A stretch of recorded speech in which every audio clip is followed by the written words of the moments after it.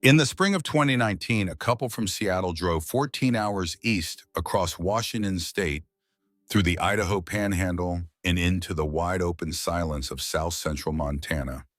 They had purchased a parcel of land through the Montana Land Trust, 80 acres along a creek that hadn't changed its name in 150 years. Stillwater Creek. The property included a cabin that the listing described as original homestead structure circa 1870s in need of significant restoration. That was real estate language for falling apart. The husband was a retired history teacher. The wife restored old furniture. They were the kind of people who found beauty in things other people threw away. They spent their first October replacing roof joists and repointing the stone chimney, and when the first cold snap hit in November, they noticed something they couldn't explain. The floor was warm. Not warm the way a heated house feels warm. Warm the way stone feels in late afternoon after a full day of sun. Except there was no sun beneath the floor. There was no heating system, no ductwork, no pipes, just old oak planks nailed to joists that sat on a foundation of river rock. And yet, when they knelt down and pressed their palms flat against the wood, the warmth was unmistakable. It rose through the grain like a memory the house refused to let go. They pulled up the floorboards. Beneath them, stacked with deliberate precision in a cavity 7 feet deep, sat 4 tons of granite. River rock, mostly smooth and dark, fitted together with a clay mortar that had partially crumbled, but still held its shape in most places. Channels ran through the stone mass, lined with the same clay curving in deliberate switchback patterns that could not have been natural. Someone had built this. Someone had engineered it with purpose and care. And then someone else, decades later, had nailed the floor shut over it without understanding what lay below. The couple contacted Montana State University. A graduate student named Maria Chen drove out the following week, spent 3 days measuring and photographing, and began the research that would become her master's thesis. She would eventually trace the system back to its origin, to a woman whose name appeared in no history book, whose obituary mentioned nothing of what she built, whose contribution to the survival of an entire settlement was remembered only in family stories that were fading with every generation. But that comes later. The story begins 142 years earlier in the summer of 1877 with a sound that Margaret Holbrook would hear in her sleep for the rest of her life. The sound of a cottonwood log snapping free from its rigging and falling 40 feet onto her husband's chest. They were raising a barn for the Henderson family 3 miles south along the creek. It was May. The sky was the kind of blue that made you forget Montana had any other season.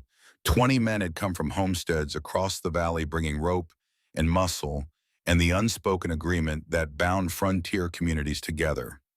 You showed up when your neighbor needed a structure built because next season you'd need one too, and nobody survived alone. Thomas Holbrook was 43 years old, broad across the shoulders, quiet in the way that earned trust on the frontier. He wasn't Swedish-born. He'd grown up in Ohio, moved west after the war, and married Margaret Lindgren in 1868 when she was 32 and he was 34. Neither of them young by frontier standards. Neither of them sentimental about it. They'd built their cabin together, worked the land together, buried hopes of children together without ever quite saying so out loud. 9 years of marriage measured not in words, but in firewood stacked, in fences mended, in silence shared without discomfort. The log that killed him weighed 600 pounds. The rigging rope frayed where it wrapped around a support beam, gave way without warning. Thomas was standing directly below, steadying the base of the structure, doing exactly what he was supposed to be doing. He never saw it. Margaret, standing 30 yards away, holding a water bucket, saw everything. The snap, the shadow, the sound his body made when 600 pounds of cottonwood landed on his ribs. She dropped the bucket and ran, but Thomas Holbrook was dead before she reached him. 3 broken ribs had punctured both lungs. He drowned in his own blood in the time it takes to cross a barn floor. They buried him in August 3 months later because the ground along Stillwater Creek doesn't soften deep enough for a proper 6-foot grave until midsummer. For 3 months, Margaret lived with her husband's body wrapped in canvas in the root cellar beneath their cabin, preserved by the cool earth, waiting for the season to let him go. She spoke to no one about what those months felt like. No diary survives, no letter home to Sweden, just the fact of it. A woman alone with her dead husband beneath her feet, waiting for the ground to thaw enough to put him in it. The funeral was small. Pastor Josiah Whitfield, 60 years old, white-haired, respected by every family in the valley, read from Ecclesiastes. There is a time to be born and a time to die, a time to plant and a time to uproot. Warren Prescott and his two sons lowered the pine box. Nathan Grayson, who had been a sergeant in the Union Army and didn't show emotion in public, stood with his hat over his heart and his jaw clenched so tight the muscles in his neck stood out like cords. Sarah Tillman, 29, stood apart from the others with her husband Daniel and their 3 children. She watched Margaret's face, the way you watch someone walking a ledge, looking for the moment they fall. Margaret didn't fall.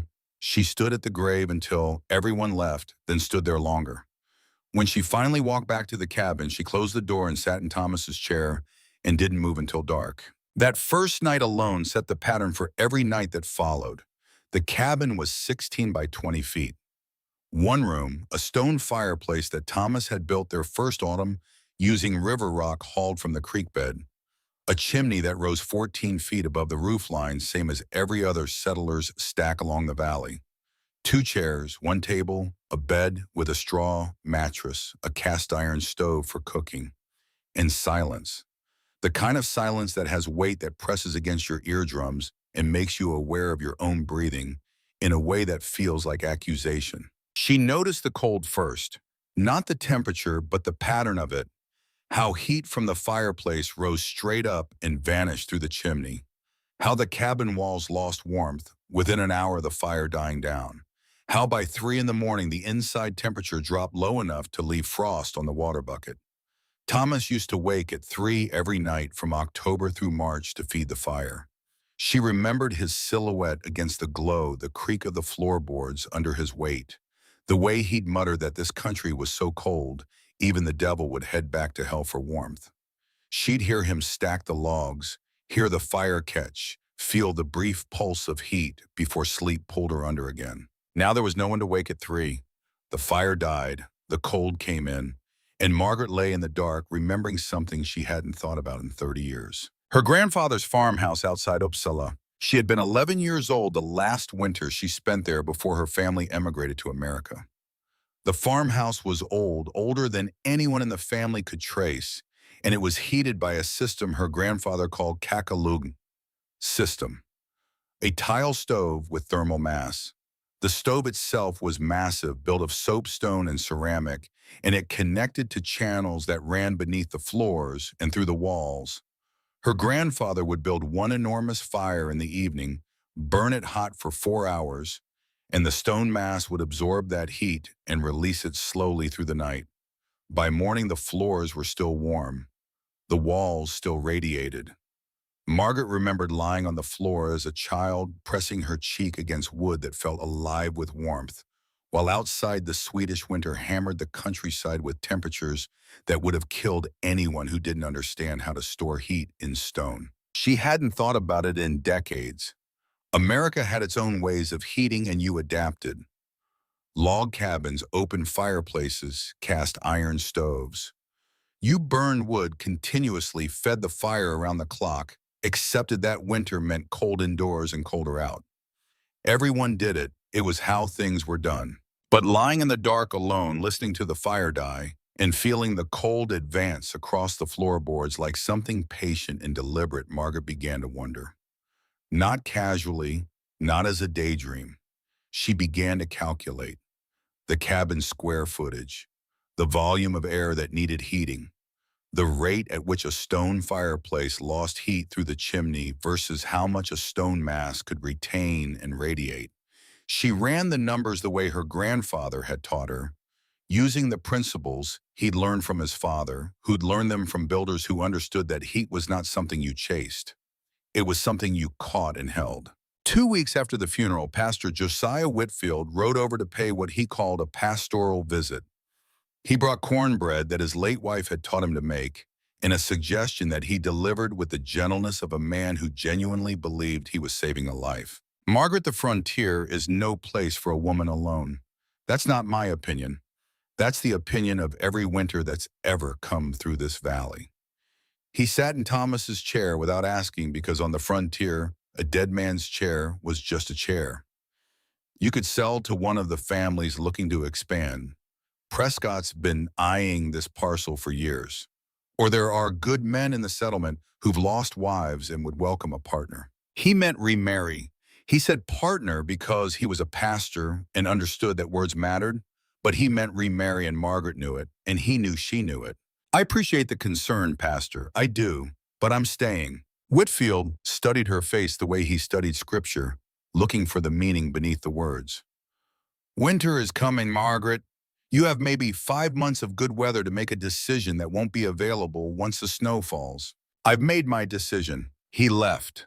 But on his way out, he stopped at Warren Prescott's place and said something that traveled through the settlement like smoke. She'll change her mind when the first snow falls, or the summer will change it for her. It was September when Franklin Holt came.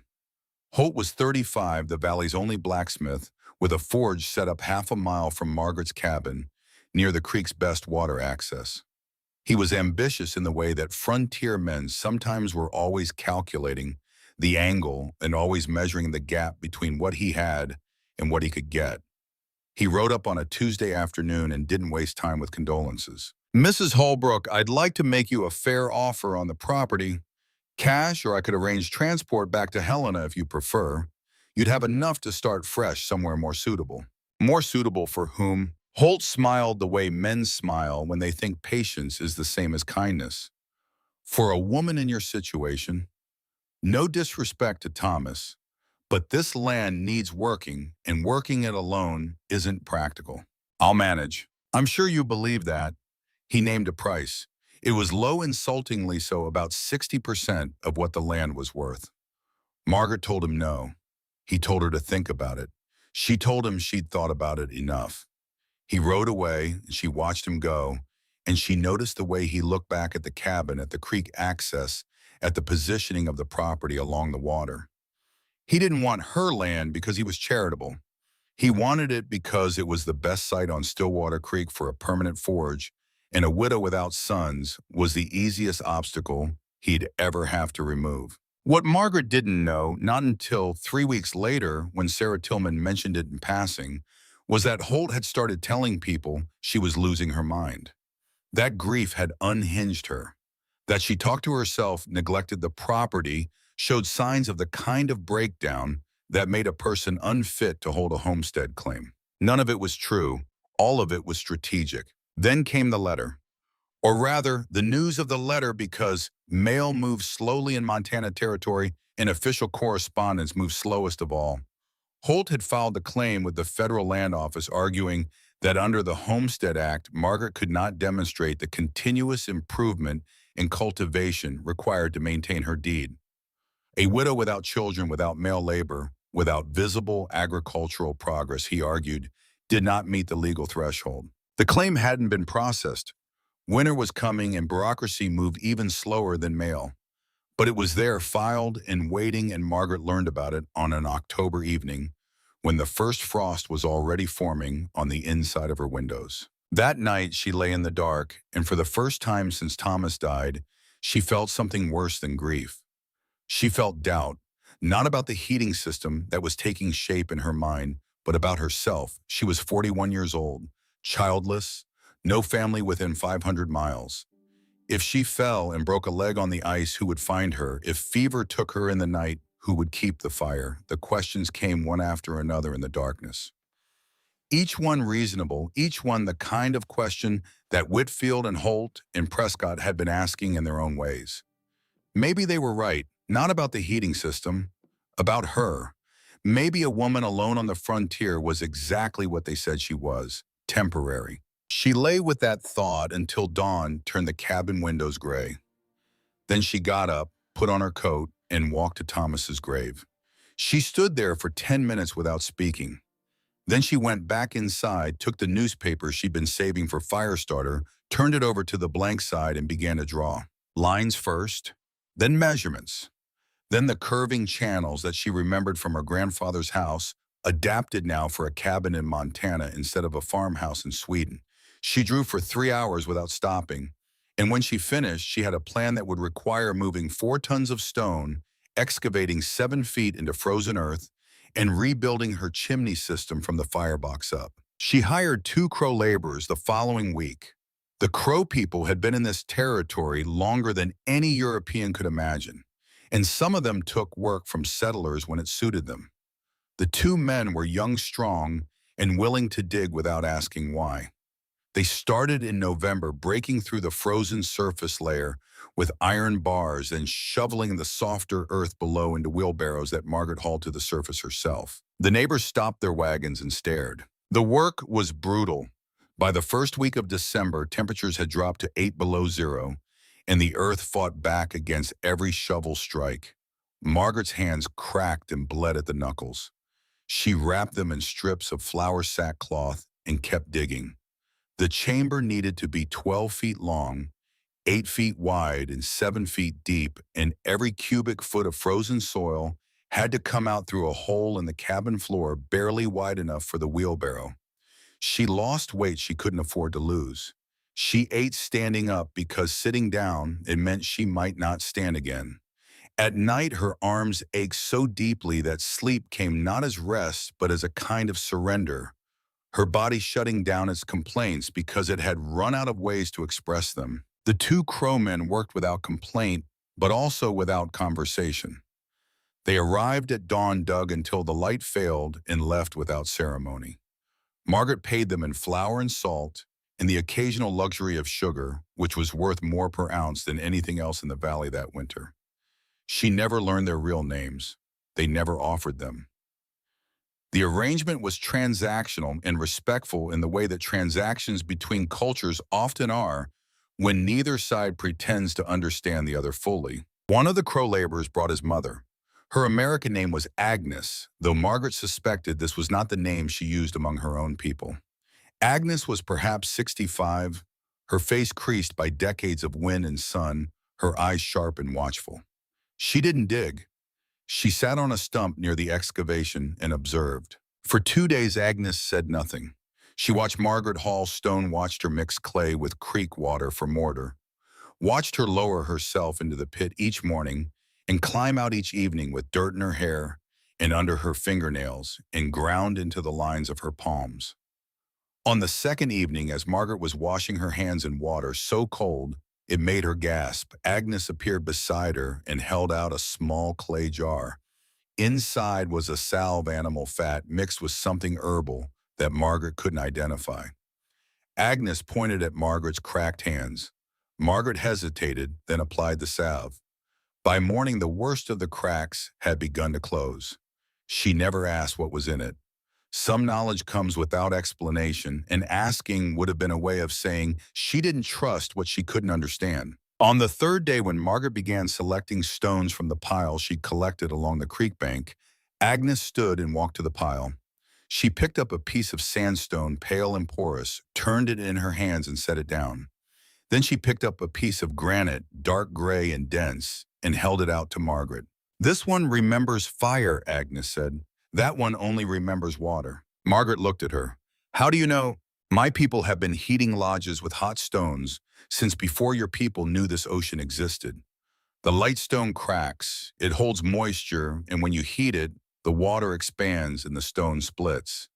The dark stone is dense. It takes heat in and holds it the way a good memory holds a story, slow to warm, slow to cool. That's what you want beneath your floor." It was the most Agnes had ever spoken to her, and it changed the project entirely. Margaret had planned to use whatever river rock was available. Agnes's knowledge, passed down through generations of people who had survived Montana winters for thousands of years before any European arrived, saved her from a mistake that might have collapsed the entire system. The science behind it was straightforward, though no one on Stillwater Creek in 1877 would have used that word. Granite has a thermal density roughly twice that of sandstone. Its heat capacity about 20 calories per gram per degree. Celsius means that 4 tons of it heated to 200 degrees Fahrenheit will radiate warmth steadily for more than 24 hours. It doesn't absorb moisture the way porous stone does, so it won't crack under thermal stress. And it conducts heat evenly, releasing stored energy in all directions rather than in unpredictable bursts. What Margaret built beneath her cabin floor was in principle what the Romans had called a hippocaust, what Koreans had used for centuries under the name ondol, what Northern Europeans had refined into tile stove systems that turned a single evening fire into 20 hours of radiant warmth. The main chimney flue still rose through the roof, carrying smoke away. But 4 feet above the firebox, Margaret constructed a secondary channel that split off and curved downward through the cabin floor into the stone-lined chamber below. This underground passage snaked through the granite mass in a series of deliberate switchback turns, forcing the hot gases to give up their thermal energy to the stone before the cooled smoke rejoined the main chimney and vented outside. Negative pressure from the main flue kept the airflow moving, pulling the smoke through the system rather than letting it back up into the cabin. She lost perhaps 10% to occasional backdraft. She gained triple the heat retention of any conventional fireplace on the frontier. The neighbors didn't just watch, they talked. "That Swedish woman's lost her mind," said Warren Prescott to anyone who would listen. Warren was 53 years old, had homesteaded his 160 acres 7 years earlier, and had survived 2 winters that killed half the settlers in the valley. He'd built 3 cabins in his time, each one tighter and better insulated than the last. And he knew with the certainty of hard experience that you didn't waste labor digging holes when winter was bearing down. He came to Margaret's cabin with Alma, his wife, a woman who spoke so rarely that when she did, the words carried the weight of stone. Warren stood at the edge of the excavation, looked down at the partially completed chamber, and delivered his verdict. "You're burning through good weather doing work that won't keep you alive come January. Every hour you spend down in that hole is an hour. You're not splitting wood, not sealing chinks, not doing the 100 things that actually matter before the snow flies." Margaret Clay on her hands looked up from the channel she was mortaring. "Have you ever seen a system like this work, Mr. Prescott? I've seen enough things that don't work to recognize the next one." Alma, standing behind her husband, said quietly, "But Warren, you've also never seen anyone try." Warren went silent. Alma rarely spoke, and when she did, he listened. It was the unwritten contract of their 30-year marriage. But listening wasn't the same as agreeing, and Warren Prescott left Margaret Holbrook's property that afternoon no more convinced than when he'd arrived. He was not a cruel man. He was a man whose experience had taught him that on the frontier, the gap between innovation and death was measured in weeks. The intervention came in late November. Pastor Whitfield organized it, though Franklin Holt was the engine behind it. About 8 people gathered at Margaret's cabin on a gray afternoon when the air tasted of coming snow. Whitfield spoke with practiced gentleness. The community was concerned. They wanted to help.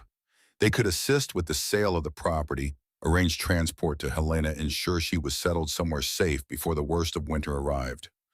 Holt stood in the back arms, crossed a small smile on his face that Margaret noticed, and filed away. She let Whitfield finish. She let the silence stretch until it became uncomfortable. Then she looked at each face in turn. "Did you come here because you're worried about me, or because I'm building something you don't understand, and that makes you uncomfortable?" No one answered. "Thomas died on this land. I will live on this land, not because I'm stubborn, though I am, because I know what I'm building will work, and when it does, you'll want to know how. And I'll show you because that's what Thomas would have wanted. Knowledge that keeps people alive shouldn't be hoarded." The group dispersed. Some looked ashamed. Some looked skeptical. Holt looked at Margaret the way a man looks at a lock he hasn't figured out how to pick yet. That evening, after everyone had gone, Margaret sat at her table with the lamp burning low and realized her hands were shaking.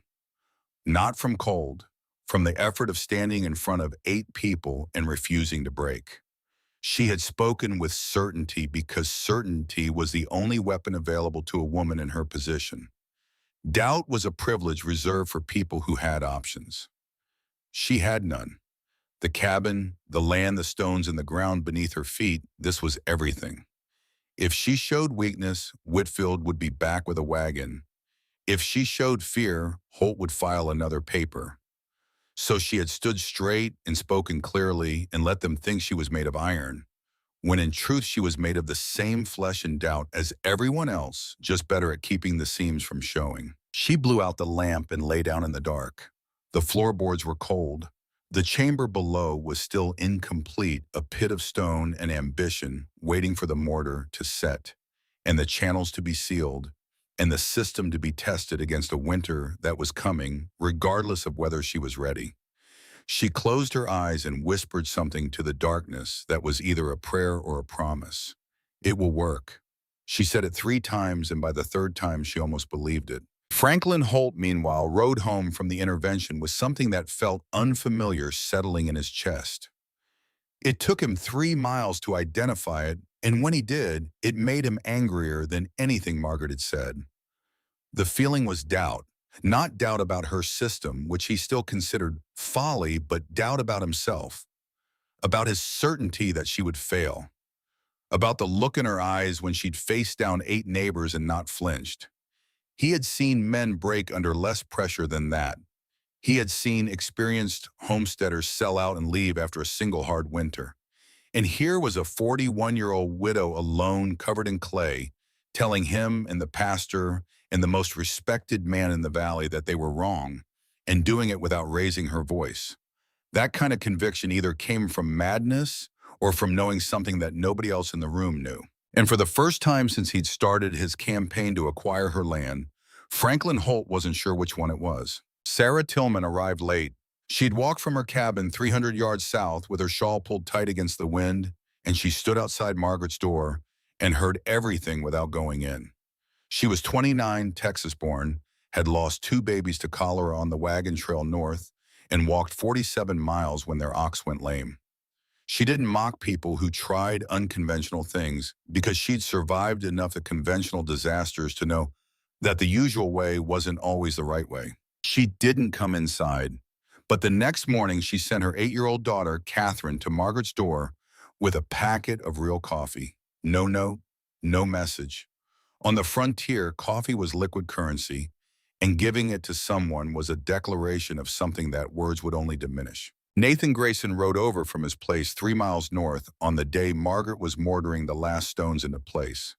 Grayson had been a sergeant in the Union Army, had spent a winter at Fort Laramie, where men froze to death in government-issued tents, and he didn't suffer what he considered foolishness.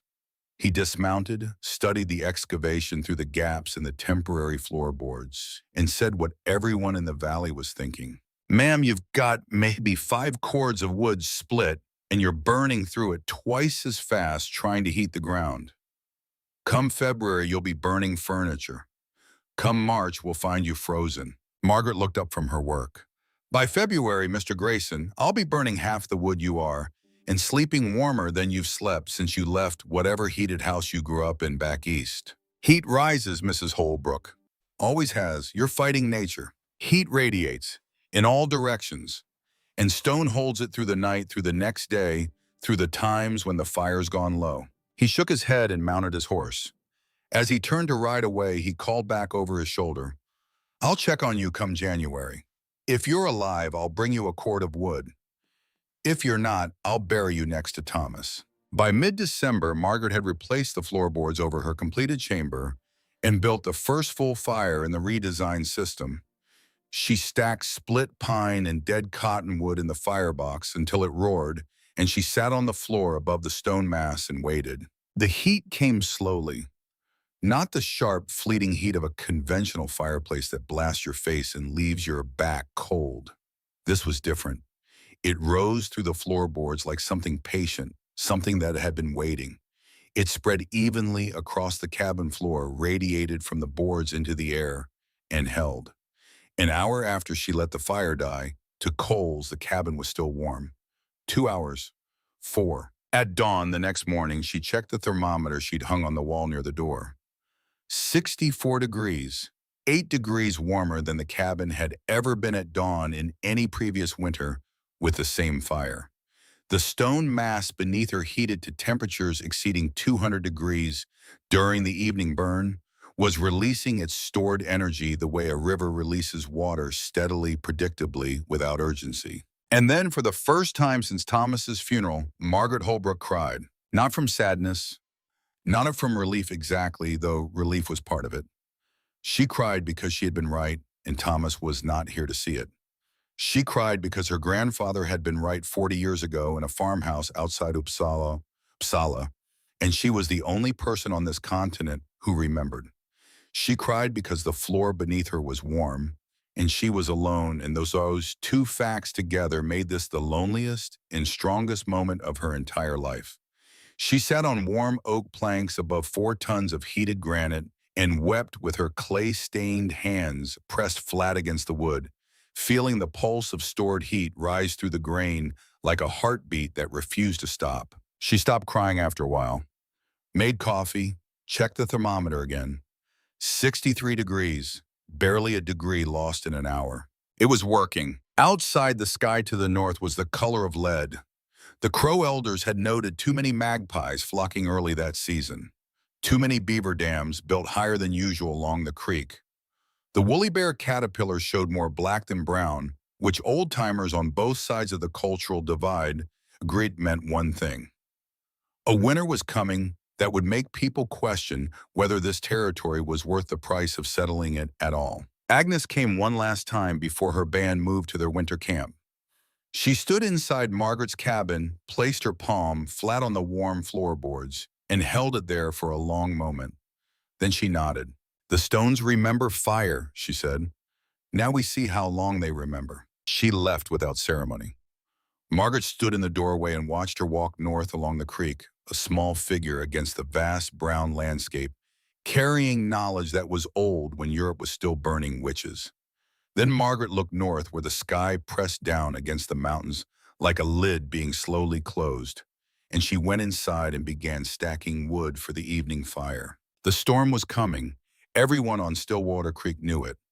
The question was not whether it would arrive, but whether anyone had done enough to survive what it brought. Sarah Tillman was not a woman who frightened easily. She had buried 2 children in shallow graves along the Oregon Trail, marking each one with a cairn of stones. She knew the wind would scatter before spring. She had walked 47 miles across open prairie with a lame ox and a husband who'd stopped talking 3 days earlier. She had delivered her youngest William in the back of a wagon during a thunderstorm, cutting the cord herself with a skinning knife because Daniel's hands were shaking too badly to hold it steady. Sarah Tillman had seen enough of death to recognize its handwriting, and she did not panic when she read it. But she paid attention. The 3rd week of December, she walked to Margaret Holbrook's cabin with a purpose she hadn't fully admitted to herself. She told Daniel she was being neighborly. She told herself she was curious.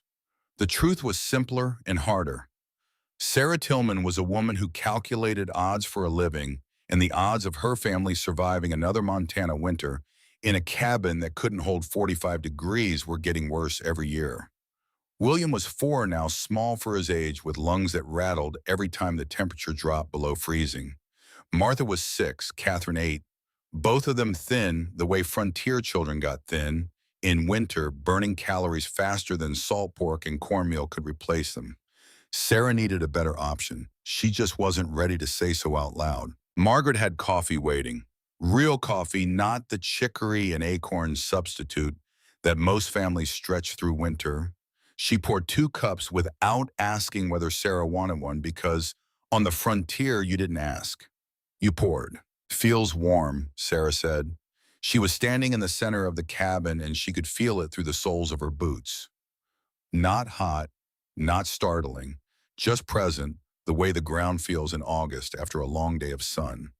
Except it was December, and outside the air was sharp enough to split wood. "How much are you burning to keep it this way?" 4 hours of hard fire in the evening. That's it. The mass holds the rest. Sarah's eyes narrowed. She was doing arithmetic, the kind that didn't involve numbers on paper but felt like it. Hours of labor splitting wood. Cords consumed per month. The gap between what they had stacked and what they'd need to reach April. Every winter, the math got tighter. How much less wood than a regular stove? 40% less, maybe more once the mass is fully seasoned. Sarah sipped her coffee. It was good coffee, strong, the kind that made you remember what warmth tasted like. She didn't commit to belief, she didn't endorse or encourage, but she didn't mock either, and Margaret understood the weight of that restraint. A woman like Sarah Tillman didn't waste energy on things she'd already dismissed. On the walk home, Sarah stopped and looked back at Margaret's cabin. The chimney smoke was thin, almost translucent against the gray sky. Every other cabin she could see from where she stood, Prescott's to the north, the Patterson place to the west, pushed thick columns of white smoke into the air, evidence of fires burning hard and constant just to maintain the bare minimum of survivable warmth. Margaret's chimney barely whispered. Small fire, warm house. Sarah filed that observation in the place where she kept the things that mattered most, the mental ledger that tracked what worked and what killed you. 2 days before Christmas, the valley went quiet in a way that made animals nervous. Horses stamped and turned their hindquarters to the north. Cattle bunched together near tree lines. The creek, which normally murmured even in December, seemed to pull its voice inward as if the water itself was bracing. Old-timers read the sky the way literate men read newspapers, and what the sky was printing that afternoon was an obituary for comfort. Warren Prescott spent the day reinforcing his doorframe and stuffing rags into every gap in his cabin walls. Alma watched him work with the expression of a woman who understood that preparation was not the same as sufficiency, but said nothing because Warren needed to feel he was doing something useful, and telling him otherwise would serve no purpose beyond cruelty. That evening, Warren said something to Alma that she would remember for the rest of her life. They were lying in bed under every blanket they owned, and the fire was burning strong, and the cabin was as tight as Warren's 7 years of experience could make it.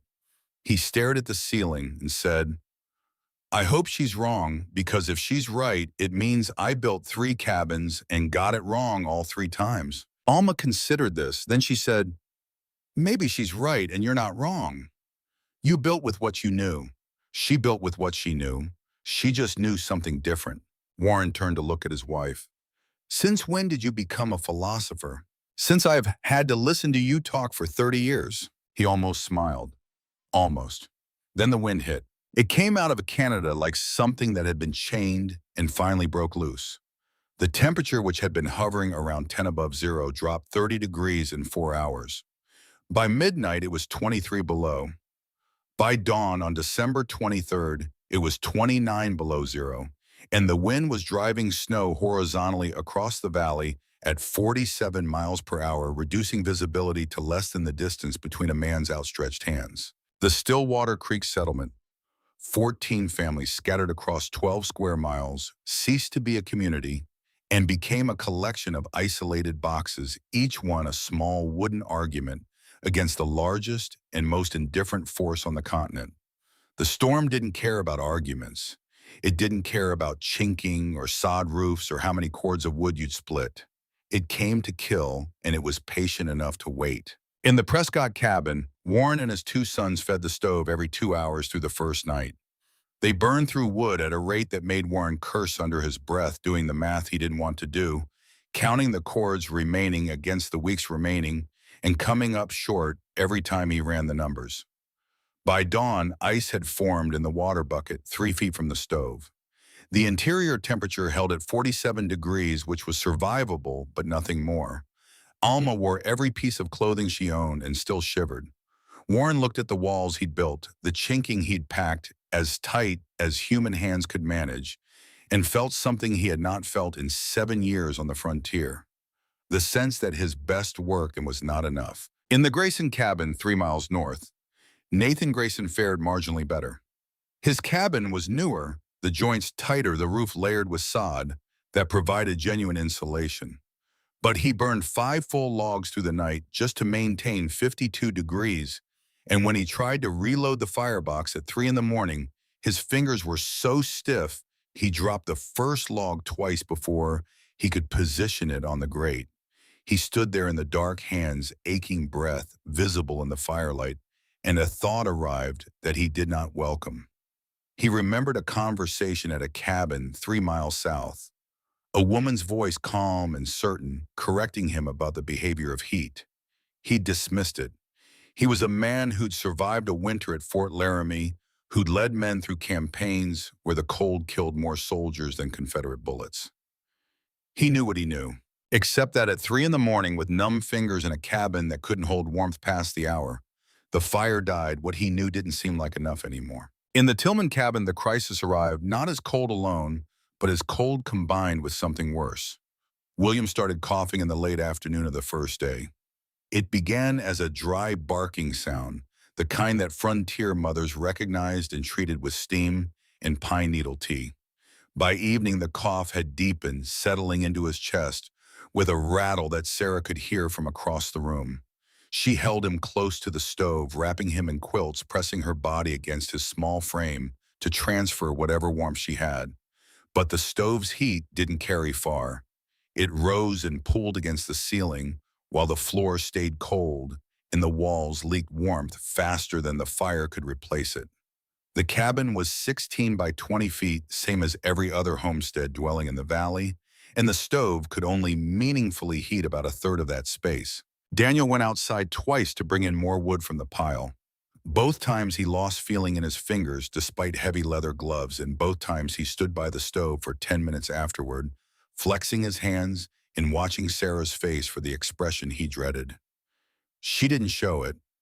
Not yet. She held William against her chest, felt the fever building beneath his skin, listened to the way each breath came shorter than the last, and she kept her face still because she had learned a long time ago that panic was a luxury mothers could not afford. By dawn of the second day, William's fever had risen high enough that his skin burned to the touch and his breathing had turned shallow and irregular. His lips had taken on a faint blue tinge that Sarah recognized from the trail from the two small graves she had left behind in Nebraska and Wyoming. It was the color of a body losing its argument with cold, not surrendering yet, but negotiating the terms of defeat. Margaret Holbrook slept through the first night of the storm in her flannel nightdress with a single wool blanket. She had built her evening fire at 5:30, stacking the firebox with split pine and dead cottonwood until the flames roared. She maintained it until 9:34 hours of sustained high heat that drove temperatures in the underground chamber past 200 degrees. The granite mass absorbed that energy silently, invisibly, the way a bank vault absorbs deposits. At 10, she let the fire burn down to coals. At midnight, she added 2 logs more from habit than necessity. At 2 in the morning, the cabin interior stood at 61 degrees. But at 2 in the morning, Margaret was not asleep. The wind outside had reached a pitch that vibrated through the cabin walls like the lowest note on an organ, a sound that wasn't just heard, but felt in the bones. She sat up in bed and listened. The fire was low. The cabin was warm. The system was working exactly as she designed it. And yet, she was alone. The thought struck her with a force that the cold never had. Thomas had always been there on nights like this. Not talking, not even awake most of the time, but present. The weight of him on the other side of the mattress. The rhythm of his breathing. The knowledge that if something went wrong, there were 4 hands instead of 2, 2 minds instead of 1. Now the cabin held warmth better than any dwelling within 100 miles, and it had never felt emptier. She thought about what would happen if she died tonight. Not from cold, the system had made that nearly impossible, but from anything else. A fall, a sudden illness, a blood vessel bursting in her brain the way it had taken her mother at 44. Who would find her? How long before anyone came? The snow was deep enough now that no one would attempt the walk. She could lie here for days, weeks, perfectly warm and perfectly dead, and no one would know until the spring thaw when someone came to check on the crazy Swedish widow who dug a hole under her house. The fear wasn't about dying, it was about disappearing, about a life lived and ended without witness, without record, without anyone to say that she had been here and that what she'd built had mattered. She was 41 years old, childless, widowed, living in a territory that didn't keep the kind of records that preserved ordinary lives. If she vanished, the cabin would remain. The stones would remain. But the knowledge of what the stones meant and how they worked and why they were there would vanish with her. She lay back down. The wind screamed. The cabin held its warmth. And Margaret made a decision that had nothing to do with heating systems or thermal mass or the physics of radiant energy. She decided that if she was going to be invisible, then the thing she built would not be. The stones would outlast her. The stones would testify. She slept after that, deeply dreamlessly, the way you sleep when you've settled an argument with yourself and the right side won. At 6 in the morning, the storm was at its worst. Outside, the temperature had dropped to 29 below zero. Inside Holbrook's cabin, the thermometer read 58 degrees. She woke naturally without urgency, swung her legs over the side of the bed, and felt warm wood beneath her bare feet. She made coffee on coals that had lasted through the night, sipped it, standing by the window, and watched the snow fly sideways across a landscape that had lost all depth and dimension, reduced to a flat white fury that erased the difference between ground and sky. Then someone knocked on her door. It was 7:30. The knocking was frantic, rhythmic, the sound of a fist driven by something beyond courtesy. Margaret opened the door and the wind nearly tore it from her hand.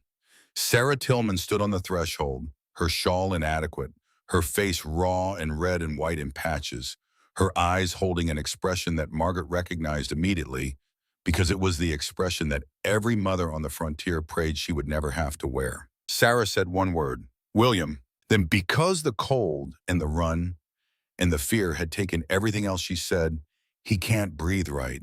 The cold's in his lungs." Margaret did not ask questions. She did not ask permission. She pulled on Thomas's old coat, the one that still smelled faintly of pipe tobacco and sweat, grabbed every blanket she could carry, and took her medicine basket from the shelf by the door. Willow bark for fever, pine needle tea for congestion, dried elderflower for the cough. She followed Sarah into the storm. 300 yards. That was the distance between Margaret's cabin and the Tillmans.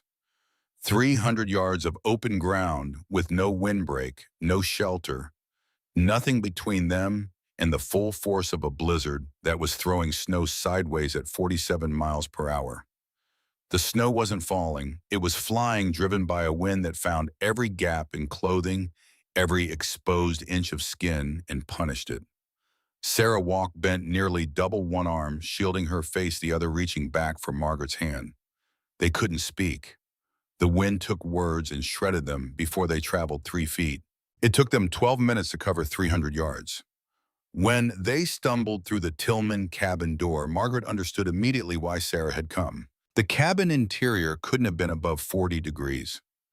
Daniel was feeding the stove with a desperation that bordered on violence, shoving logs in so fast that he was smothering the fire as often as feeding it. The heat rose from the small stove and pulled uselessly against the ceiling, while the floor, the walls, the bed where William lay remained bitterly cold. Martha and Catherine were huddled together on a bench near the stove, crying in the thin, exhausted way that children cry when they've been frightened for too long and no longer have the energy for real tears. William lay on the bed under every quilt the family owned. His breathing was rapid and shallow, each inhale accompanied by a wet, rattling sound that came from deep in his chest. His lips were blue, not faintly, not ambiguously. Blue, the color of a body that was losing the fight to oxygenate its own blood. His fever was high enough that the heat radiated through the quilts, but it was the wrong kind of heat, the body burning itself to stay alive, consuming reserves it couldn't afford to spend. Margaret looked at William for 3 seconds. She looked at the stove, at the cabin walls, at the frost forming on the inside of the window glass. 3 seconds was all she needed. "Bundle him. Bring him to my place. Bring all the children." Daniel turned from the stove. His face was a mask of exhaustion and fear, in the particular anger that men feel when they are failing to protect the people they are supposed to protect. "You want me to take a sick child outside and then it's 30 below. It's 300 yards back to your cabin and 70 more beyond where we are now. If he dies on the way, if he stays here, he dies for certain." It was Sarah who spoke. Her voice was flat, emptied of everything except the arithmetic of survival. "I've lost 2 children already, Daniel. I know what this breathing sounds like. This is the last time I'm going to hear it." Daniel looked at his wife. He looked at his son. He looked at the stove that couldn't keep his family warm, and the walls that couldn't hold heat, and the ceiling where all the warmth he was generating gathered uselessly above their heads. Then he started wrapping Catherine in wool. Margaret took William herself. She lifted him from the bed, and he weighed almost nothing, a 4-year-old boy reduced by fever and cold to a bundle of bones and heat that she pressed against her chest and wrapped in Thomas's coat. His face was against her neck, and she could feel each shallow breath like a small, desperate question being asked over and over. She held him tight, tucked the coat around both of them, and stepped back into the storm. Sarah carried Martha. Daniel carried Catherine. 3 adults, 3 children moving through a world that had been reduced to white noise and horizontal snow. Margaret went first because she knew the way and because she was carrying the child who could least afford a wrong turn. She walked with her head down and her shoulders hunched, counting steps because she couldn't see landmarks. 100 steps to the fence post, another 50 to the dead cottonwood that Thomas had been meaning to cut down for 2 years. Another 100 to the front door of a cabin that she had to find by memory because the storm had erased it from the visible world. She found it. She found the door. She got it open with one hand while holding William against her chest with the other, and she stepped inside and the warmth hit her like a wall. The Tillman family stumbled in behind her. Daniel first, then Sarah with Martha in her arms. They stood in the center of Margaret's cabin, snow melting off their clothes, steam rising from their shoulders, and they experienced something that none of them had words for. It wasn't just warm, it was warm everywhere. From the floor, from the walls, from the air itself, not the aggressive directional heat of a stove that burned your front while your back froze. This was encompassing. It surrounded them. It pressed against their skin from all sides with the gentle insistence of bathwater. Daniel Tillman, who had spent the last 18 hours in a state of controlled terror, who had watched his son's lips turn blue and his wife's eyes go flat with a resignation he couldn't bear to name, whispered 2 words that were not a prayer exactly, but were not far from one. Martha stopped crying. Catherine asked if she could sit on the floor, and when Sarah nodded, both girls lowered themselves onto the warm planks and spread out flat, pressing their palms and cheeks against wood that radiated stored heat from 4 tons of granite below. And they made sounds that were not words, but were unmistakably sounds of relief, of comfort, of the particular animal gratitude that comes when a body that has been fighting cold for hours finally stops fighting. Margaret laid William on her bed. The bed sat directly above the hottest section of the underground stone chamber, and the mattress was warm to the touch. She stripped off his damp outer layers, wrapped him in dry blankets that had been absorbing radiant heat all night, and positioned him so that his chest was elevated and his lungs could expand as fully as possible. Within minutes, his breathing began to change. The frantic, shallow gasps slowed. The rattle in his chest didn't disappear, but it loosened as if the warmth was reaching into his lungs and persuading the fluid there to release its grip. His color didn't improve immediately, but the blue retreated from his lips like a tide going out replaced by a pale pink that was closer to living than dying. Daniel sat down on the floor beside the bed and put his face in his hands. His shoulders shook once, twice, then were still. Sarah put her hand on his shoulder and left it there without speaking. There was nothing to say that the warmth rising through the floorboards wasn't already saying better. The storm lasted 3 days. Word spread the way it does in isolated communities, where survival depends on knowing who's in trouble and who might have solutions. By the 2nd day, Nathan Grayson had ridden through the diminishing wind to Warren Prescott's cabin, and the conversation between them was the shortest and most significant either man had ever had. Grayson said 4 words. "The Holbrook cabin works." Prescott asked one question. "How warm?" Grayson told him. Prescott put on his coat.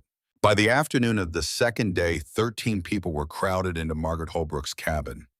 The Tillman family, Warren and Alma Prescott and their 2 sons, Nathan Grayson, 3 members of the Patterson family from the west end of the valley, 13 people in a space designed for 2, and the temperature inside never dropped below 57 degrees. Margaret's wood consumption, even with the additional body heat and the need to cook for 13, was less than what any other family on Stillwater Creek was burning just to keep two people alive in cabins that couldn't hold warmth past the hour the fire died.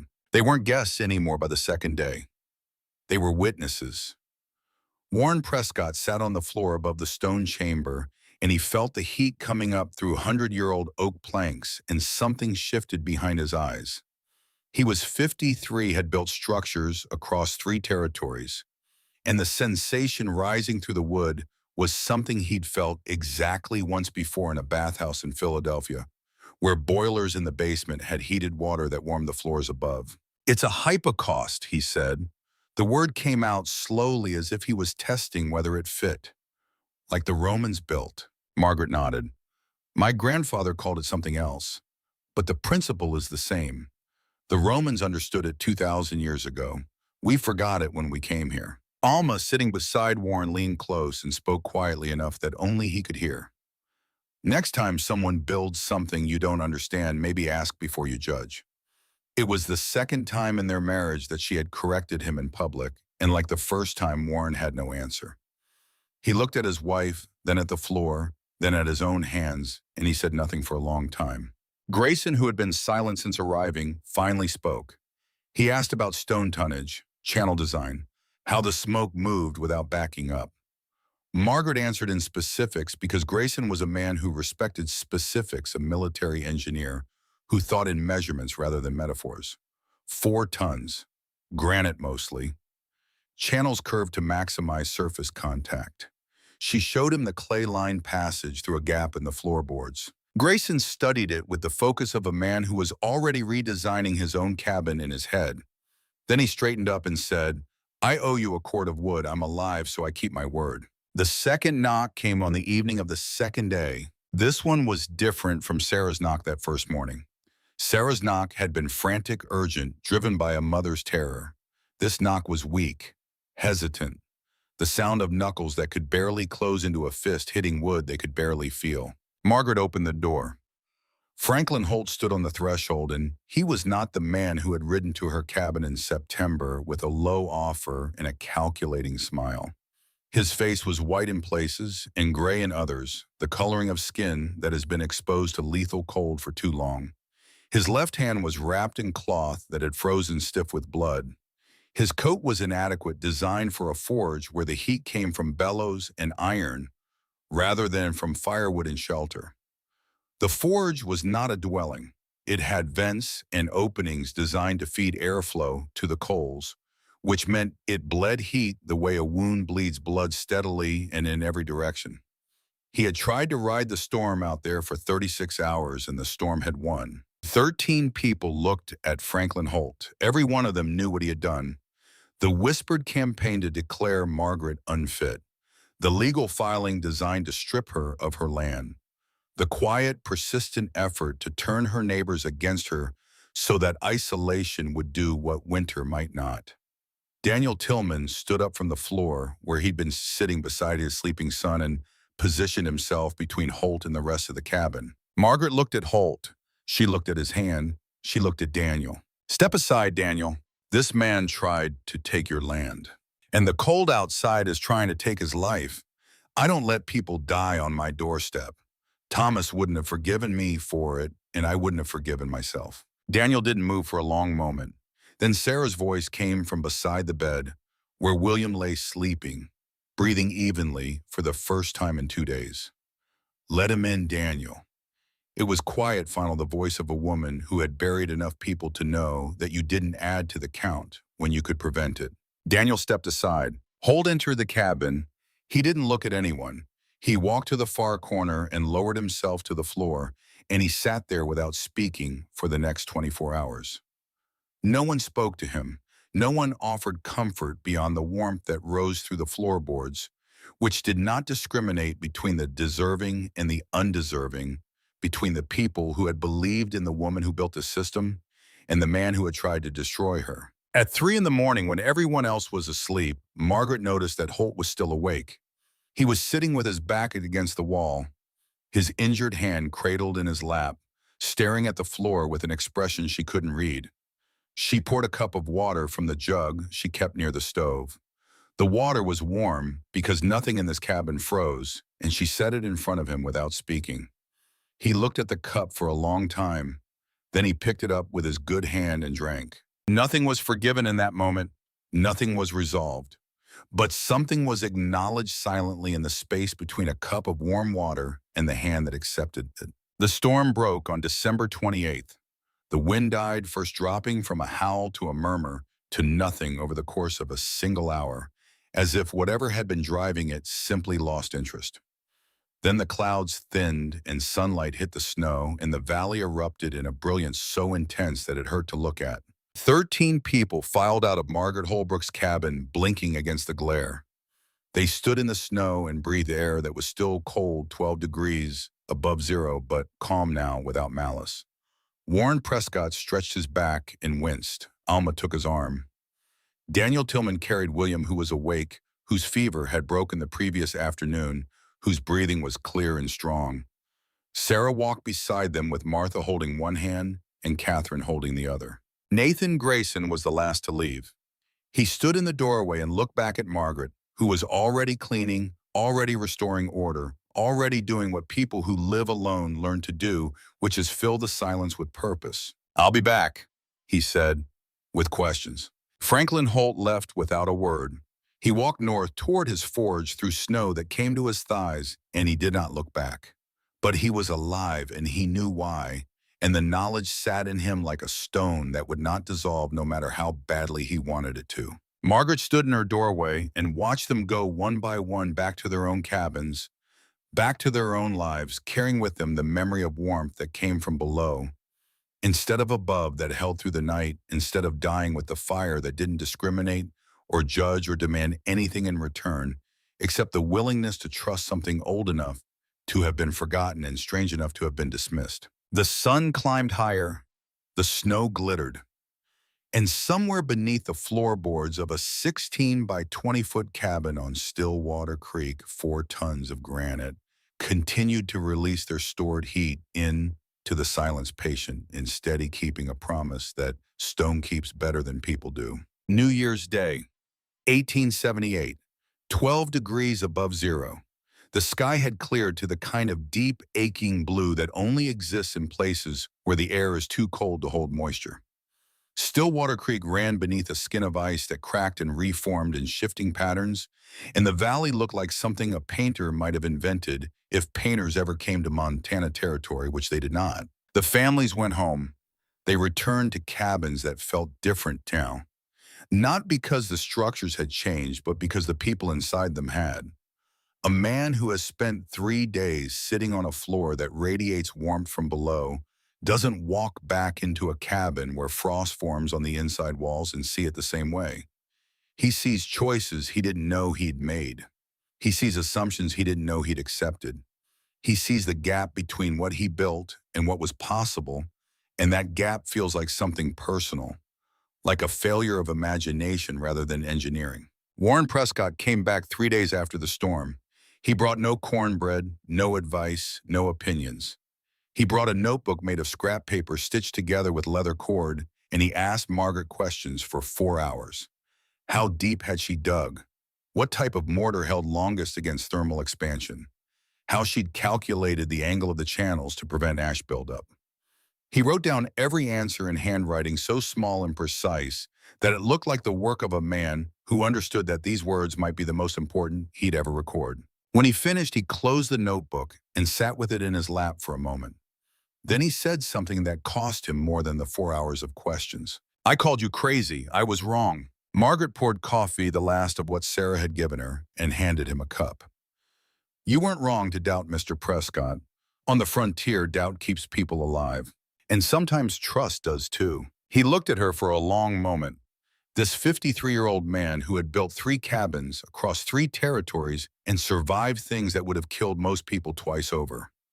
Then he nodded once, the way men nod when they are acknowledging something they can't quite bring themselves to say out loud. He finished his coffee and left, and he did not come back without purpose again.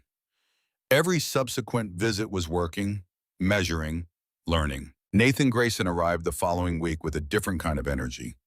Where Prescott was a builder who thought with his hands, Grayson was an engineer who thought with numbers. He had spent the days since the storm filling pages with calculations, working through heat transfer rates and thermal conductivity coefficients that he'd learned during his military service. The Army Corps of Engineers had taught him to think in systems, and what Margaret had built was a system of particular elegance. He didn't ask about the why. He wanted the how in units he could replicate. He brought his measurements to Margaret and laid them on her table like a battle plan. "I'm not retrofitting," he told her. "I'm building new from the foundation up." "Smarter," Margaret said. "Easier to integrate the mass into the structure when you start with it instead of digging under an existing floor." Grayson spent the next 3 months building a new cabin on his property, incorporating the thermal mass into the foundation walls themselves, surrounding the entire perimeter with stone that would absorb heat from a central firebox and radiate it inward from every direction. His cabin, completed in late April of 1878, would prove to maintain temperatures above 55 degrees for 36 hours after the fire went out completely. He verified this with a thermometer and a pocket watch recording readings every hour in a logbook that his grandson would donate to the Montana Historical Society in 1947. Daniel Tillman showed up at Margaret's door 2 days after returning home. He brought his two oldest, Catherine and Martha, and he didn't bring tools or notebooks. He brought labor. 2 weeks, he said. Whatever needs fixing after hosting my family in half the valley. Fence posts, firewood, patching the roof where the snow load stressed the joists. Whatever you need, Mrs. Holbrook. You kept my son alive. 2 weeks doesn't cover it, but it's what I've got. Margaret accepted. Not because she needed the help, though she did, but because she understood that Daniel needed to give it. Gratitude on the frontier wasn't expressed in words or gifts. It was expressed in sweat, in the hours you gave another person, in the physical transfer of labor that said what language couldn't. Daniel Tillman split 4 cords of wood for Margaret in 8 days, repaired 14 feet of fence line, and replaced 3 roof joists without being asked. He worked from dawn to dusk and barely spoke, and when the 2 weeks were up, he shook Margaret's hand with both of his and walked home, and the debt between them was settled in the only currency the frontier recognized. The trouble with Franklin Holt began quietly, the way most trouble begins. In the weeks following the storm, as word spread through the broader Stillwater Creek settlement about Margaret's heating system, Holt started appearing at homesteads on the far end of the valley, places where families hadn't witnessed the storm's aftermath firsthand, but had heard the stories. He presented himself as something between a consultant and a contractor offering to build thermal mass systems for a fee. He described the technology in terms that were accurate enough to sound knowledgeable, but vague enough to mask the fact that he had never built anything of the kind. He implied without stating directly that the system was a collaborative innovation that he'd helped develop. Sarah Tillman heard about it from a neighbor's wife at the creek crossing in February. She brought the news to Margaret with the bluntness that was Sarah's defining characteristic. "Holt is selling your work, telling people up the valley he helped design it, charging them money for something he doesn't understand and didn't build." Margaret was mending a shirt. She didn't look up. "Can he build it?" "He's a blacksmith, not a mason. He couldn't mortar a straight wall if you drew him a line." "Then let him try." Sarah stared at her. "You're not angry." Margaret bit through a thread and held the shirt up to check her stitching. Then she smiled, and Sarah realized it was the first genuine smile she'd seen on Margaret's face since before Thomas died. Not a large smile, not a joyful one, but real, the kind that comes from understanding something about the way people work that is both disappointing and predictable. When his system fails, the people he built it for will come looking for the person who built one that works. "I'll be here." It happened exactly as Margaret predicted. Holt built a system for the Patterson family at the west end of the valley. He dug too shallow, 4 feet instead of 7. He used whatever stone was closest rather than selecting for density. He ran the flue channel in a straight line instead of the switchback pattern that maximized surface contact with the stone mass. On the first test fire, smoke backed up through the floor gaps and filled the cabin within 20 minutes. Mrs. Patterson refused to light the system again.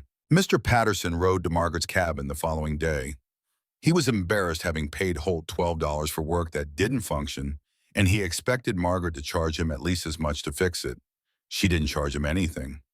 She spent 2 days at the Patterson homestead, re-excavating the chamber to proper depth, replacing the porous stone with granite she helped Patterson haul from the creek bed, and rebuilding the flue channels with the correct geometry. She explained what she was doing as she worked, not because Patterson had asked, but because she believed that a man who understood his own heating system would maintain it better than one who didn't. She never mentioned Holt. She didn't need to. Patterson told every family in the valley what had happened, and the telling was more devastating to Holt's reputation than any accusation Margaret could have made. The man who had tried to profit from stolen knowledge had been exposed not by the person he had stolen from, but by his own incompetence. In March of 1878, Holt withdrew his land claim against Margaret. The filing simply disappeared from the territorial records pulled before any official had a chance to review it. No one knew exactly why. Perhaps it was shame. Perhaps it was the practical recognition that any inspector who visited Margaret's homestead would find the most significant structural improvement on Stillwater Creek a direct refutation of the claim that she couldn't maintain her land. Or perhaps it was something simpler and harder to name something that had to do with a cup of warm water offered at 3 in the morning to a man who deserved nothing and received it anyway. By that spring, 4 families had begun digging. Warren Prescott went furthest. He hauled granite from a quarry 19 miles away, making 7 trips with a wagon over roads that were barely more than tracks through the mud. He dug 8 feet down, twice the depth Margaret had recommended for a first build, because Warren Prescott did not do things halfway. His wife Alma, who had endured 30 years of Warren's certainty about how things should be done, watched him rebuild his approach to heating from the ground up, without once saying, "I told you so." She didn't need to. They both knew, and knowing was sufficient. The Tillman cabin was different. Daniel dug the chamber, but Sarah designed it. She drew the plans on brown paper that had wrapped a sack of flour, measuring and calculating with the same relentless precision she applied to everything that stood between her family and death. She positioned the stone chamber so that its hottest section sat directly beneath William's bed. When Daniel asked why that specific placement, Sarah answered without looking up from her drawing, "Because I am never going to hear that sound again." She meant the sound of William's breathing the night his lips turned blue. She meant the rattle in his chest and the shallow gasps in the color of a body that was losing. She meant all of it compressed into a single architectural decision that put 4 tons of heated stone between her son and the cold that had nearly taken him. Pastor Josiah Whitfield came to Margaret's cabin one more time. It was a warm day in May, the kind of day when Montana pretends to be gentle, and everyone who lives there knows better than to believe it. He came alone, no congregation behind him, no agenda. Just a 60-year-old man standing in a doorway with his hat in his hands. "I came to say I was wrong, not about the engineering. I don't understand the engineering. I was wrong because I looked at you and saw a widow who needed saving, and I never once asked you what you actually needed." Margaret invited him in. She poured coffee because that was what you did. Whitfield sat in the chair that used to be Thomas's. He was quiet for a while, and when he spoke again, his voice carried the particular heaviness of a man confronting a failure that touched the center of what he believed about himself. "The worst part is that I'm a pastor. My job is to see strength in people. I looked at you and saw only what was missing, the husband, the sons, the help. I didn't see what was there. You weren't the only one, but I should have known better." They drank coffee in the silence after that, the way people do when the important things have been said, and anything more would diminish them. Whitfield left before noon, and that summer, in a sermon he delivered to the assembled families of Stillwater Creek, he told a story without names that everyone recognized. A woman who built something her neighbors called madness, a winter that proved them wrong. 13 lives preserved by knowledge that was older than the nation they lived in. Sometimes, he said from the pulpit he'd built from pine, "God sends answers through the people we least expect." And sometimes the answer has been waiting 2,000 years for someone to remember it. The following January, 15 months after Margaret had begun digging, in another storm hit the valley. It was not as severe as the Christmas blizzard, but it was cold enough and long enough to test every structure in the settlement. This time, 5 cabins along Stillwater Creek held their warmth. Children slept through the night without coughing. No one woke at 3 in the morning with stiff hands and a dying fire. The families with thermal mass systems didn't merely survive, they lived. They ate breakfast at a normal hour, played cards in the evening, went about the routines of daily life as if winter were an inconvenience rather than an adversary. The families without came asking questions. Margaret answered every one. In the summer of 1880, a man named Edward Voss rode into the valley on a bay mare with a leather satchel strapped to his saddle. Voss was a census taker for the federal government tasked with recording homestead improvements across Montana Territory. He was also by training and temperament an engineer, the kind of man who noticed when things didn't add up and wouldn't rest until they did. He noticed immediately. The heating systems along Stillwater Creek were unlike anything he'd encountered in 2 years of riding through Montana's settlements. He spent 3 days in the valley measuring flue diameters, sketching channel layouts, interviewing families about fuel consumption and interior temperatures. He filled 40 pages of his official notebook and another 20 of a personal journal he kept for observations that didn't fit the census form's rigid categories. He asked Margaret where she'd learned the design. She told him about her grandfather, about Uppsala, about winter nights on warm floors in a country that had been solving this problem for centuries before anyone in Washington had thought to call Montana a territory. Then Voss asked a question that surprised her. "Would you like your name in the report?" Margaret thought about it. She stood in the doorway of the cabin she'd shared with Thomas, the cabin where she'd spent 4 months with his body in the root cellar, waiting for the ground to thaw, the cabin where she'd crayed on warm floorboards the first night the system worked, and she thought about what mattered and what didn't. "Put Thomas's name. This is his land. I just kept it warm." Voss wrote in his official report, "Settlement along Stillwater Creek shows advanced heating systems not observed in other Montana Territory locations. Settlers report 40 to 60% fuel savings using stone mass heating with redirected chimney gases. Norwegian, Swedish, and German immigrants report similar systems in countries of origin. Systems spreading to native-born settlers.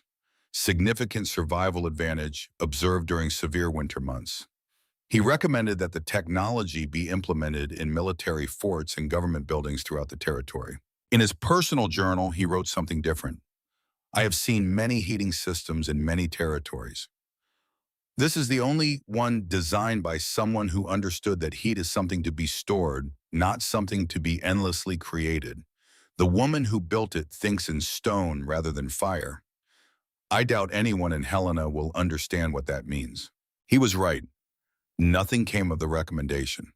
The report traveled to the territorial capital and disappeared into the bureaucratic sediment that accumulates in government offices like dust in abandoned rooms. By the time anyone in authority might have acted on it, the frontier was changing. Railroads brought coal. Towns grew large enough to support commercial fuel suppliers. The urgent ingenuity that had defined homestead life gave way to the comfortable amnesia of industrial convenience. People stopped building systems that stored heat because they could buy heat by the ton delivered to their door, and convenience is the most effective form of forgetting ever devised. But in that valley along that creek, the knowledge persisted. Not in books or reports or government files, in families. William Tillman was 7 years old in the winter of 1880. He was sitting on the floor of the new cabin. His parents had built the one with Sarah's system beneath it, doing nothing in particular except being warm on a cold afternoon. He placed his palm flat against the floorboards and held it there, feeling the steady heat that had become so normal he'd nearly stopped noticing it. "Mama, why is our floor warm and Tommy's isn't?" Tommy Patterson lived at the west end of the valley in a cabin whose original system Holt had botched and Margaret had rebuilt.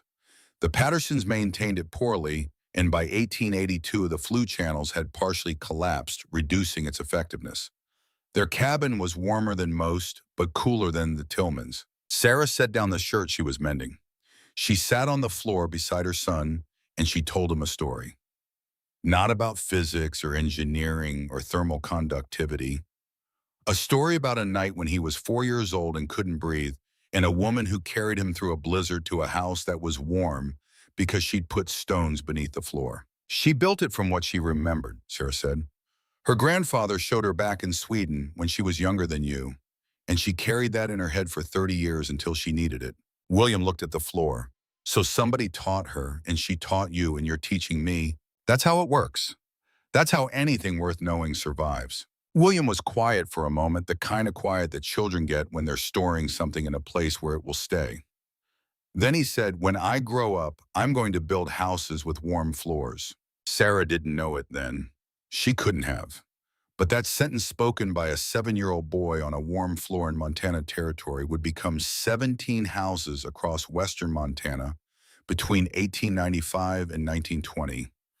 Every one of them incorporated some form of thermal mass heating. Not always as elaborate as Margaret's original system.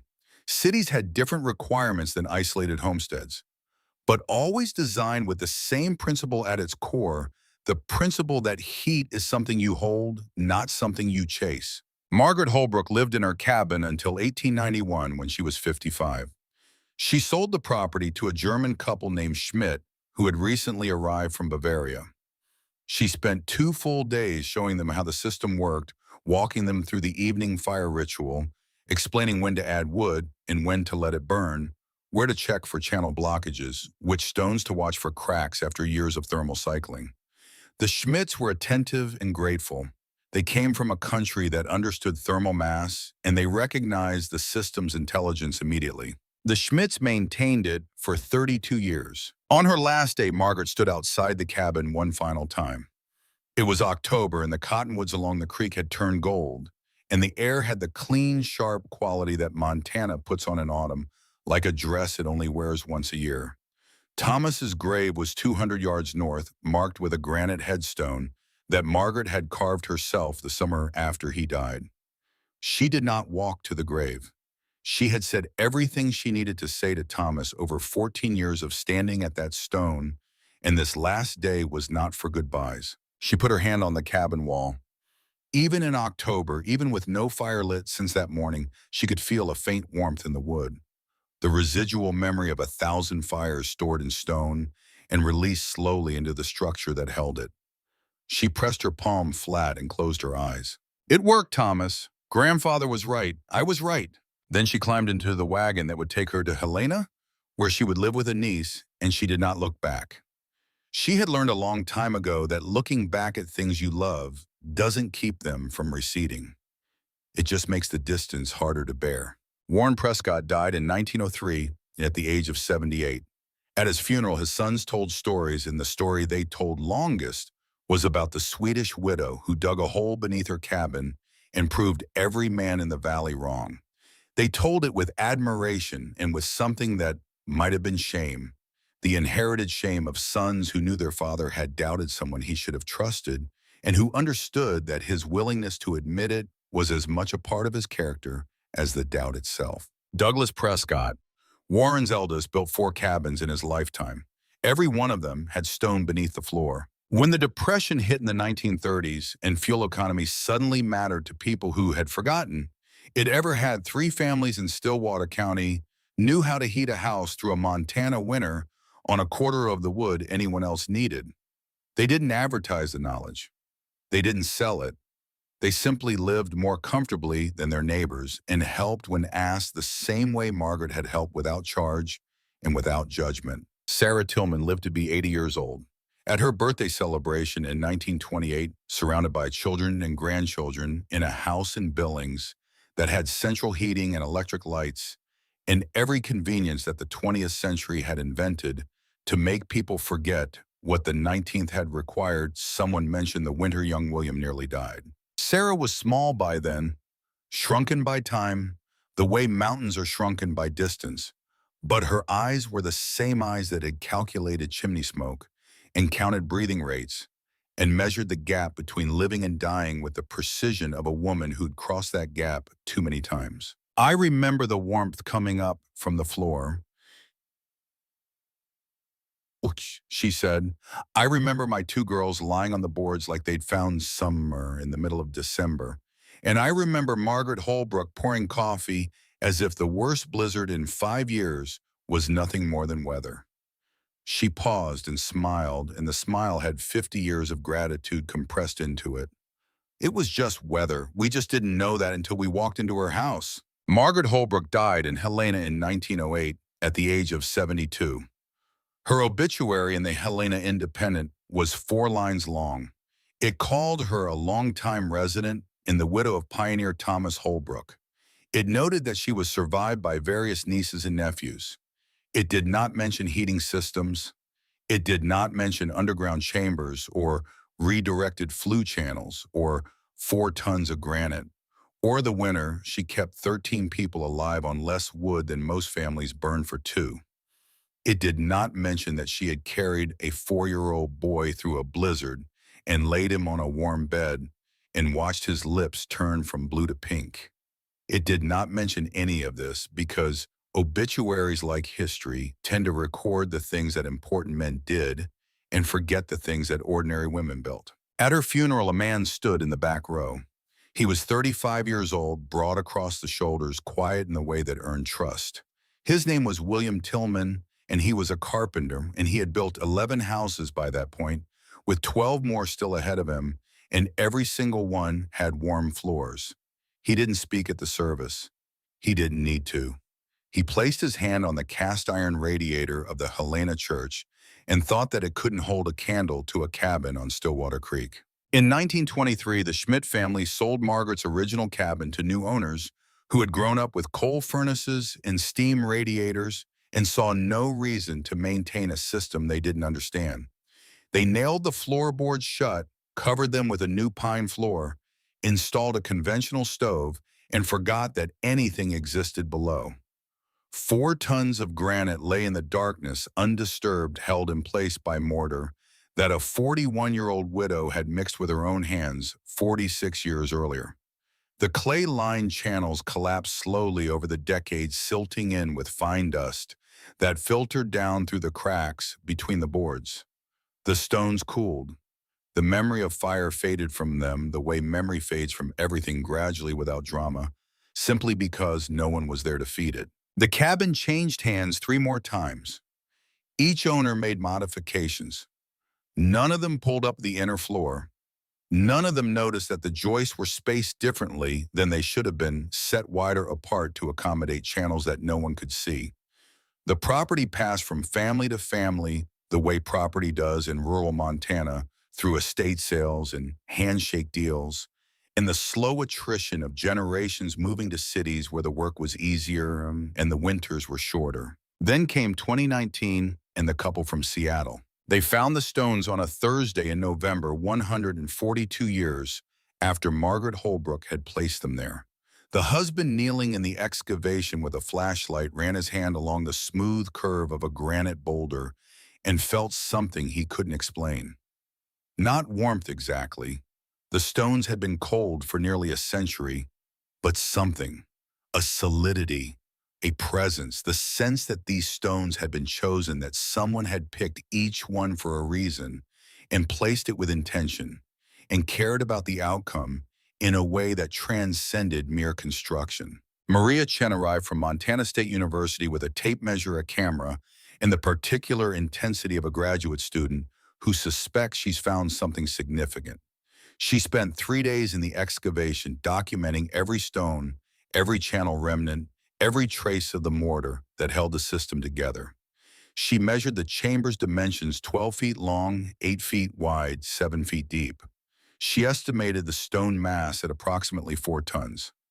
She traced the collapsed flue channels and reconstructed their original path, mapping the switchback pattern that had forced hot gases to surrender their energy to granite before escaping through the chimney.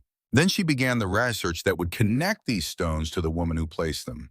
She found Edward Voss's census report in the Territorial Archives in Helena, buried in a file cabinet that hadn't been opened in decades. She found his personal journal in the Montana Historical Society's collection, donated by a great-nephew who'd found it in an attic in Bozeman.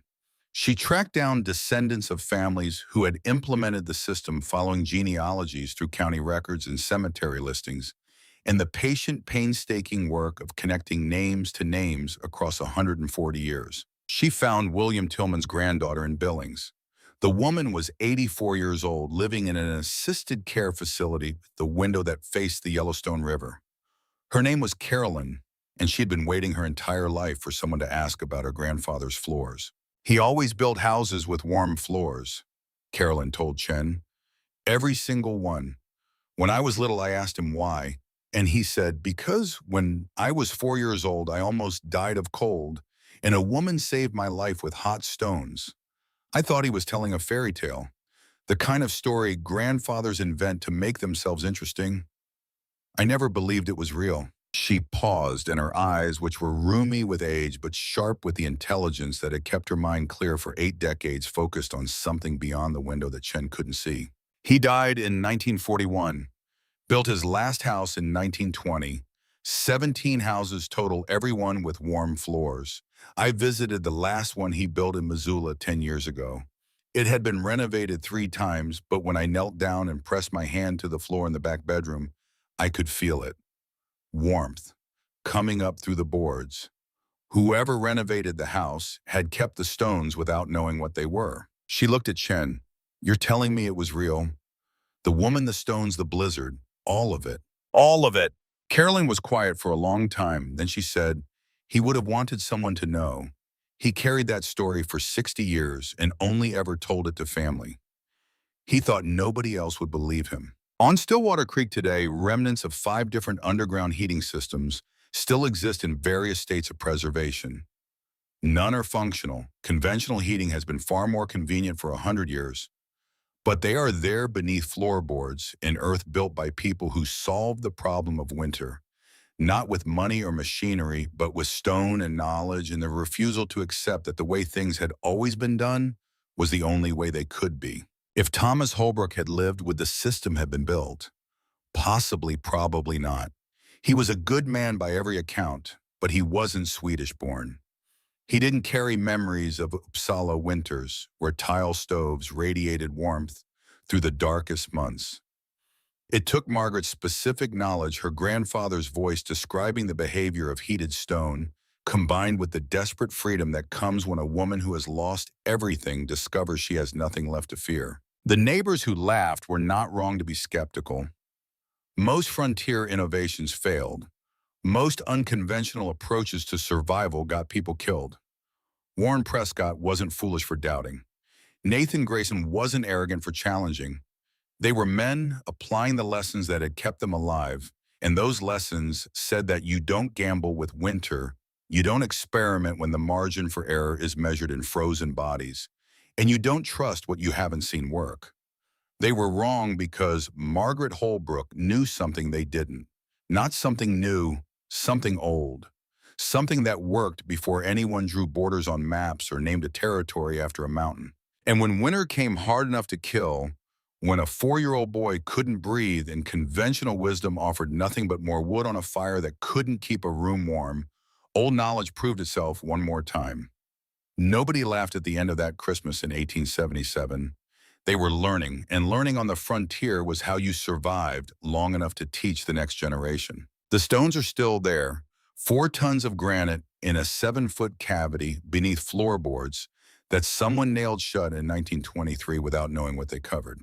Silent, patient, holding the shape of a system that kept people alive when being alive was not guaranteed, that cut fuel consumption in half when fuel meant the difference between survival and death, that proved a widow right and a valley wrong, and saved a boy whose great-granddaughter still remembers the story she thought was a fairy tale. They are there because Margaret Holbrook dug them into place in November of 1877, while her neighbors laughed and her pastor tried to save her, and a blacksmith tried to steal her land, and the sky turned the color of everything she had left to prove. They are there because sometimes the old ways work, because sometimes an immigrant carries knowledge worth more than gold across an ocean and a continent in 3 decades of forgetting. And when the moment comes when the need is desperate enough and the night is cold enough, she remembers. and what she remembers saves lives. 4 tons of granite, 142 years, still there, still testifying to the simple, unshakable truth that Margaret Holbrook understood and her neighbors eventually learned and her obituary never mentioned. Heat radiates. Stone remembers. And knowledge that keeps people alive should never be forgotten.